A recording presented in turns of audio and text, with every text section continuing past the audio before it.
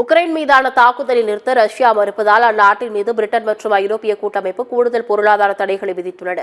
Britain மற்றும் ஐரோப்பிய கூட்டமைப்பு நாடுகளின் பாதுகாப்புத்துறை அமைச்சர்கள் கூட்டம் பெல்ஜியம் தலைநகர் பிரசல்ஸில் நடைபெற்றது.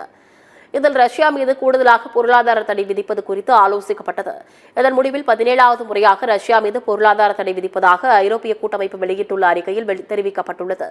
ரஷ்யாவின் ராணுவ நடவடிக்கைகளை முடக்கும் வகையில் ராணுவம், எரிசக்தி, ஊடகங்கள், போருக்கு நிதி உதவி அளிக்கும் நிதி நிறுவனங்கள் ஆகியவற்றின் மீது பொருளாதார தடை விதிக்கப்படுவதாக தெரிவிக்கப்பட்டுள்ளது.